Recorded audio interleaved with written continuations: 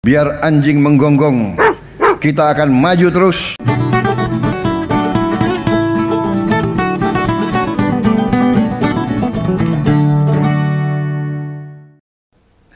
Ada rasa gumun keheranan di hati Begawan ini kepada Pak Prabowo. Ini Pak Prabowo ini sebelum menang Pilpres kemarin itu, Jan-Jan itu ngumpulnya banyak sama siapa sih?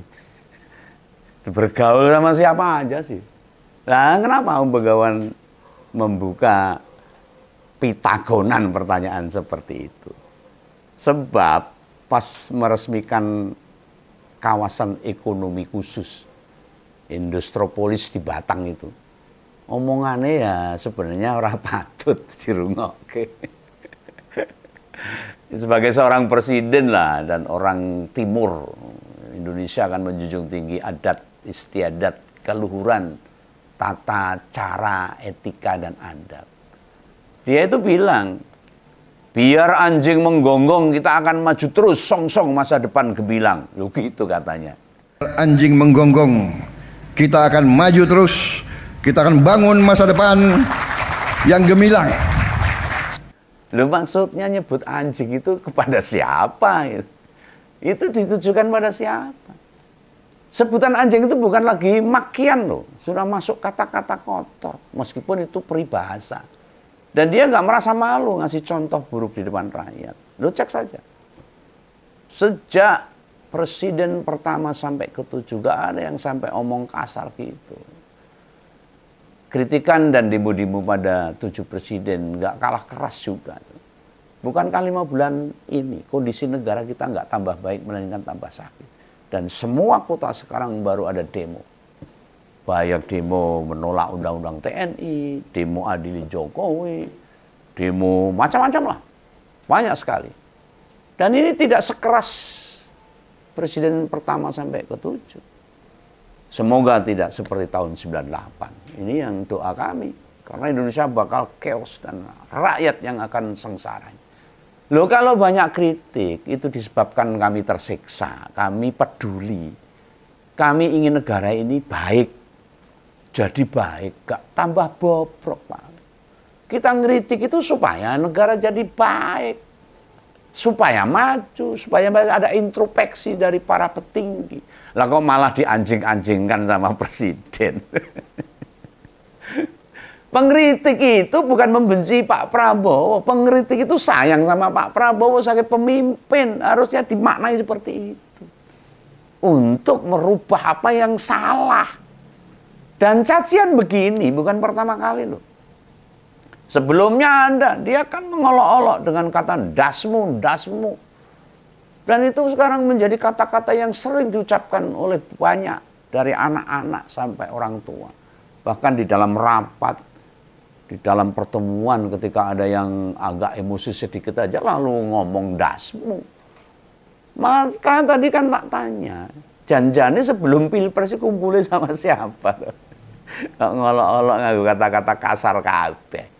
Ini ya makin hari malah makin memprihatinkan negara kita. Orang nomor 1 di Indonesia dengan seperti itu akan dicontoh oleh rakyatnya. Dan paling suka yang akan nyontoh ya kaum 58 pasti tambah remuk. Apa semuanya ingin jadi preman? Loh situasi negara remuk, pemerintah gak jelas. Layanan pemerintah khusus pendapatan negara ngedrop. Ya, APBN defisit 31 triliun bahkan nanti tambah, ekonomi beleret, pasar tradisional modern sepi pembeli. Apa yang mau diharapkan? Tugas Pak Prabowo itu membenahi, bukan malah tutup mata, tutup telinga, dan omong terus. Ditambah maki-maki rakyatnya. Rakyat itu mengkritik, termasuk Begawan itu, agar negara itu jadi baik, Pak. Bapak bisa mengintrospeksi, oh apa yang salah. Loh kalau kepala negara aja begitu, bakalan dicontoh anak buahnya nanti. Negara ini bukan dibenahi, malah tambah gak karuan kan. Yang sengsara siapa? Lalu para pejabat, para pengusaha orang kaya nggak mungkin susah. Padahal ada 280 juta rakyat yang akan sengsara nanti. Itu mau digituin. Dan kalau rakyat sudah mulai merasa sengsara, perutnya sudah kosong, apa yang terjadi? Kita paham sebagai politisi. Lagian para haters-haters itu loh, pendukungnya pemerintah itu. Kami ini mbok kira seneng. IHSG melorot, blorot, nungsep, nilai tukar rupiah anjlok, harga sembako mumbul, daya beli turun. Terus tinggal muni-muni karo Pak Prabowo. Enggak gitu. Kami sedih. Kami akan dukung Prabowo untuk merubah situasi ini. Tapi haters itu yang mengganggu. Nggak pakai otak itu. Para pendukungnya itu. Kasihan Pak Prabowo. Yang selalu didorong-dorong. Tetapi jelumprungnya ke jurang itu nanti. Kami pingin Pak Prabowo main politiknya lebih elegan, lebih cerdas. Tahu kondisi makin parah gini, tidak malah diintrospeksi. Mengevaluasi kebijakan. Jublek. Malah haters yang menyanjung-nyanjung dalam titik kesalahan. Lalu kondisi seperti ini loh. Lah para pengkritik entah di media mainstream atau medsos atau termasuk begawan. Itu gak asal bunyi, Pak. Kita mau nyorot, mau menilai atau mengkritik, ada modalnya. Ada usaha atau kerja keras. Data-data kami siapkan. Memahami masalah dulu sebelum nyelemong. Sebelum jeplak kami ini. Kami pelajari dulu apa yang terjadi. Mungkin pangsa, pasar yang sepi, mungkin PHK yang semakin banyak. Itu yang kami pelajari. Atau pelayanan masyarakat yang semakin tidak baik. Aparat yang semakin ugal-ugalan. Pelayanan kepolisian misalnya yang sekarang masih disorot oleh masyarakat. Yang semakin hari semakin tidak karu-karuan. Kebijakan atau program pemerintah. Atau ngubek-ngubek literasi, nyari hasil riset misalnya, itu yang menjadi modal.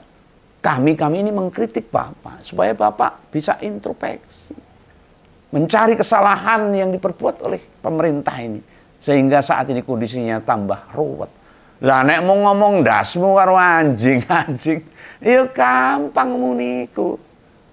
Lah asal metu aja ngomong. Yang kayak beginian ini tidak mendidik, Pak.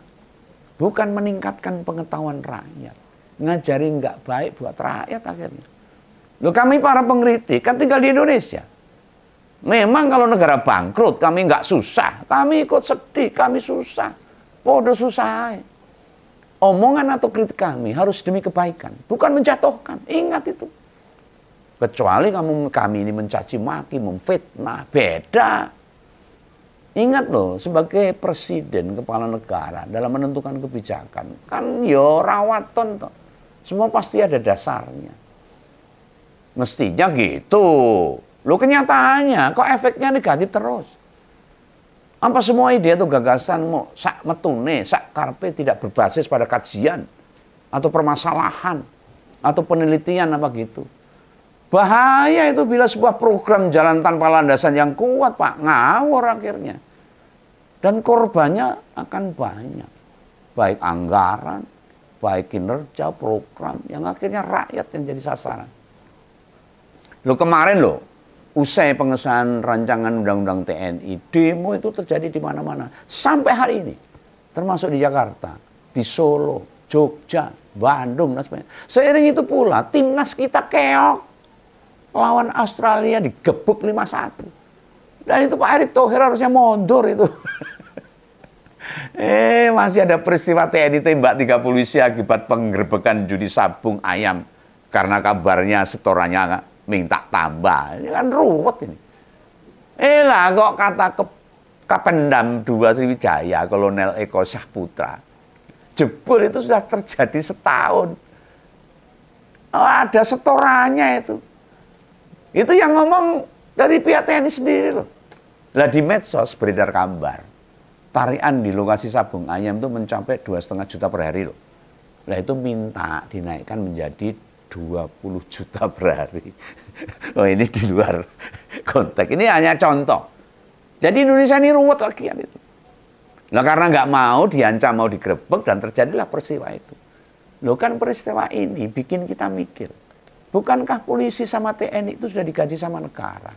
Ngapain nyari tambahan? Tambahannya ya tidak halal seperti itu. Mbak mending bantu rakyat. gak nyalai aturan. Masih banyak itu para aparat yang menjadi tambal ban, menjadi tukang rosok, ada loh. Ojek online dan sebagainya, dagang. Begawan sampai mumet.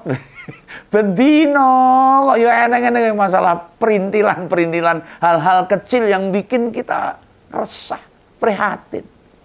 Yang bikin kita makin nggak paham. Ini negara ada yang ngatur gas sih sebenarnya.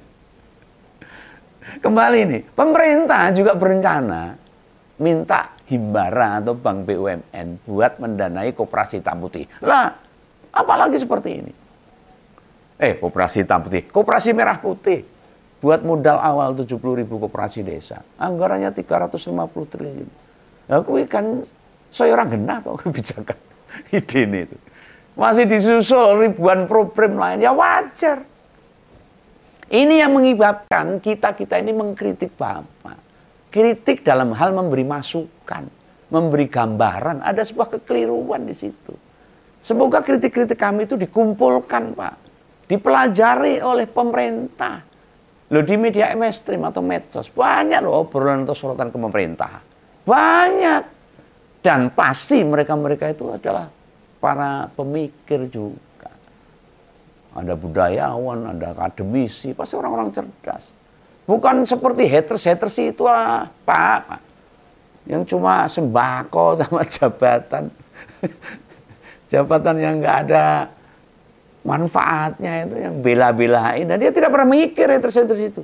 Demi negara ini nggak pernah mikir. Dia mikirnya ya perutnya sendiri. Kami ini berpikir, ngeritik buat negara, Pak. Buat negara itu tidak jadi bobrok. Supaya negara itu tidak awut-awutan. Kita memberi masukan agar Pak Prabowo betul-betul memerintah dengan baik. Nah itu semua kudune loh bikin Pak Prabowo itu mengevaluasi para pembantunya di kabinet. Bukan malah menganjing-anjingkan para pengkritik. Loh apa maksudnya biar anjing menggonggong? Kita akan maju terus. Kan menyamakan kita yang mengkritik negara sebagai kire. Tahu kire? Kire ya anjing asu itu.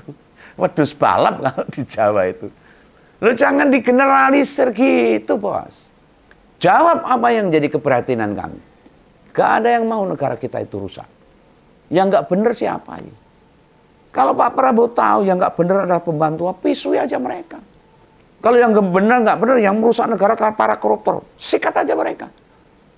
Kalau yang nggak bener para pembantu-pembantunya atau kepala daerah yang nggak bisa kerja, sikat aja mereka. Ya. Begawan kadang ngelus dodol. Apa pejabat negara kita ini isi kepalanya itu es, beku semua. Lalu ngingat segala kesemeramutan kayak gitu. Lah untung deh, Mitpah Maulana sama Profesor Satrio Brojonegoro sudah mundur dari jabatan, jadi aman. Yang tertekan kebijakan Pak Prabowo itu gak hanya rakyat kecil, Pak. Gak seperti Begawan.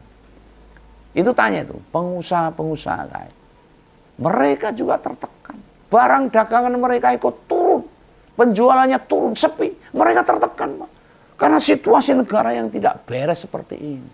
Maka kami mengkritik kepada Bapak. Tanya tuh dealer mobil atau motor, penurunan penjualan mereka sampai berapa? Bandingannya sama 5 tahun yang lalu. Sama tahun yang lalu lah. Bulan yang sama, seperti apa? Loh, gedan jomplang. Nah, usai memisui rakyatnya dengan kata-kata yang nggak pantas. Di rapat paripurna kabinet, Pak Prabowo itu ngandani untuk memperbaiki komunikasi dengan rakyat.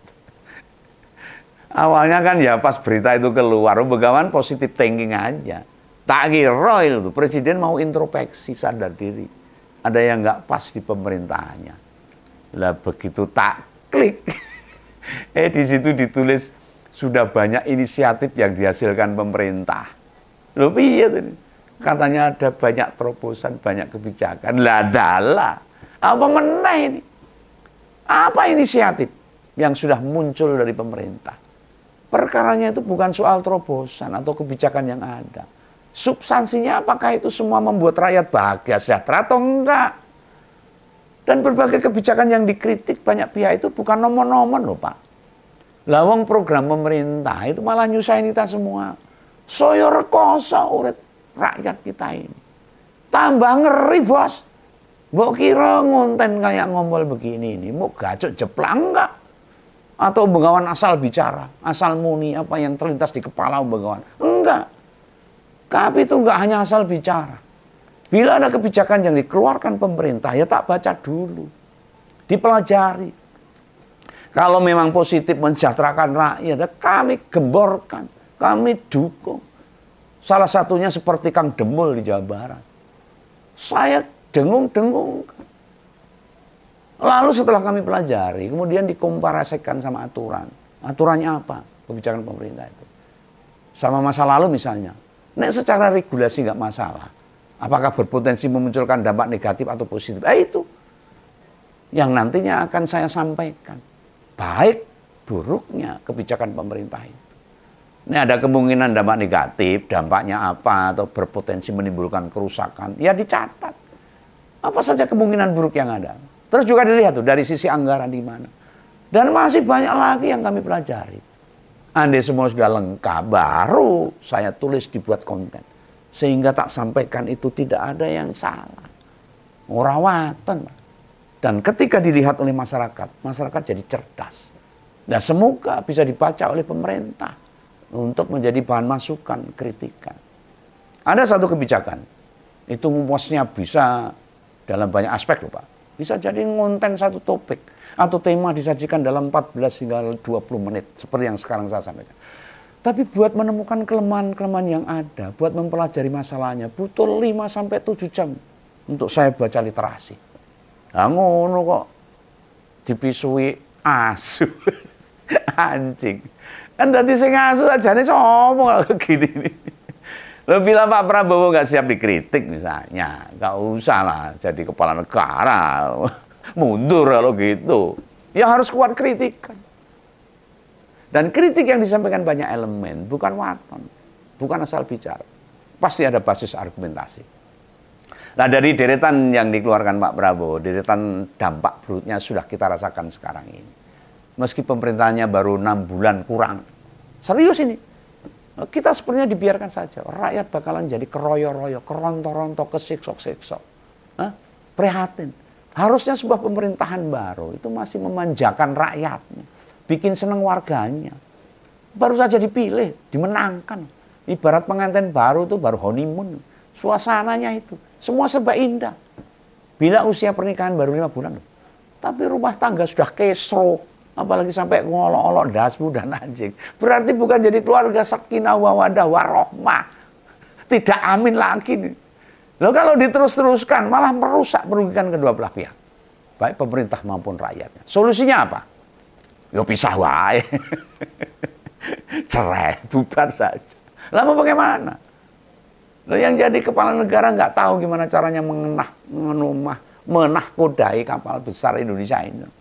Dengan beribu-ribu pulau, 280 juta rakyat. Lu baru 5 kilo perjalanan, wis nabrak karang.